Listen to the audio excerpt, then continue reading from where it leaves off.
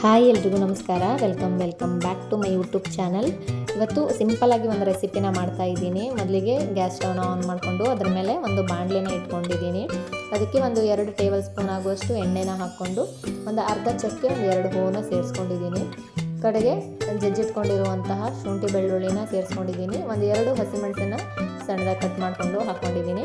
ಕಡೆಗೆ ಒಂದು ಈರುಳ್ಳಿನ ತೊಗೊಂಡಿದ್ದೀನಿ, ಅದನ್ನು ಚಿಕ್ಕದಾಗಿ ಕಟ್ ಮಾಡಿಕೊಂಡು ಇವಾಗ ಸೇರಿಸ್ಕೊಳ್ತಾ ಇದ್ದೀನಿ.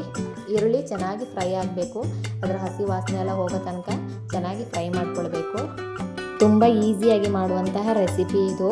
ನಾನು ಮಾಡ್ತಾ ಇರೋ ರೆಸಿಪಿ ಏನಪ್ಪ ಅಂತ ಹೇಳಿದರೆ ಎಗ್ ರೈಸು. ಇವಾಗ ಒಂದು 2 ಟೊಮೆಟೊನ ಚಿಕ್ಕದಾಗಿ ಕಟ್ ಮಾಡಿಟ್ಕೊಂಡಿದ್ದೆ, ಅದನ್ನು ಇವಾಗ ಸೇರಿಸ್ಕೊಳ್ತಾ ಇದ್ದೀನಿ.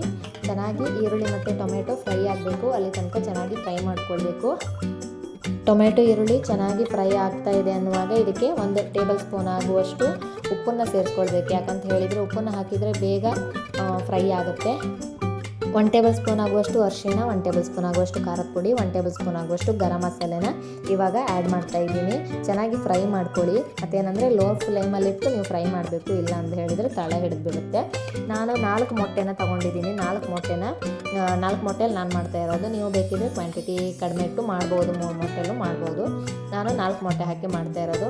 ಮೊಟ್ಟೆ ಹಾಕಿದ ಮೇಲೆ ಚೆನ್ನಾಗಿ ಮಿಕ್ಸ್ ಮಾಡ್ಕೊಳ್ಬೇಕು, ಇಲ್ಲ ಅಂತ ಹೇಳಿದರೆ ತಳ ಹಿಡಿದ್ಬಿಡುತ್ತೆ. ನಾನು ಸ್ಟೀಲ್ ಪಾತ್ರೆಯಲ್ಲಿ ಮಾಡಿರೋದ್ರಿಂದ ಪಟ್ಟ ತಳ ಹಿಡಿದ್ಬಿಡುತ್ತೆ ಅದು. ಹಾಗಾಗಿ ನಾನು ನೀಟಾಗಿ ಮಿಕ್ಸ್ ಮಾಡ್ಕೊಳ್ತಾ ಇದ್ದೇನೆ, ತಳ ಹಿಡಿಯೋಕ್ಕೆ ಬಿಡ್ತಾ ಇಲ್ಲ. ಆಲ್ರೆಡಿ ಅನ್ನನ ನಾನು ಮಾಡಿಟ್ಕೊಂಡಿದ್ದೇ ಆಗಿತ್ತು. ಅದು ಚೆನ್ನಾಗಿ ಬಿಸಿ ಎಲ್ಲ ಹೋಗಬೇಕು. ಉದುರಾಗಿದ್ದರೆ ಚೆನ್ನಾಗಿ ಕಾಣಿಸುತ್ತೆ, ತಿನ್ನೋಕ್ಕೂ ತುಂಬ ಟೇಸ್ಟಿಯಾಗಿರುತ್ತೆ. ಇಲ್ಲ ಅಂತ ಹೇಳಿದರೆ ಒಂಥರ ಮುದ್ದೆ ಥರ ಆಗಿಬಿಡುತ್ತೆ. ಇವಾಗ ನಾನು ಆಲ್ರೆಡಿ ಅನ್ನನೆಲ್ಲ ಮಾಡಿಟ್ಕೊಂಡಿದ್ನಲ್ಲ, ಅದನ್ನು ಸೇರಿಸ್ಕೊಳ್ತಾ ಇದ್ದೀನಿ. ಚೆನ್ನಾಗಿ ಮಿಕ್ಸ್ ಮಾಡ್ಕೊಳ್ಬೇಕು. ಮಸಾಲೆ ಎಲ್ಲ ಅನ್ನಕ್ಕೆ ಚೆನ್ನಾಗಿ ತಾಗಬೇಕು.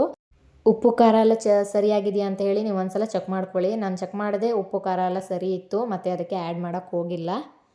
ನೀವೇ ನೋಡ್ತಾ ಇದ್ದೀರಲ್ಲ ರೆಸಿಪಿ ಎಷ್ಟು ಚೆನ್ನಾಗಿ ಬಂದಿದೆ ಅಂತ ಹೇಳಿ.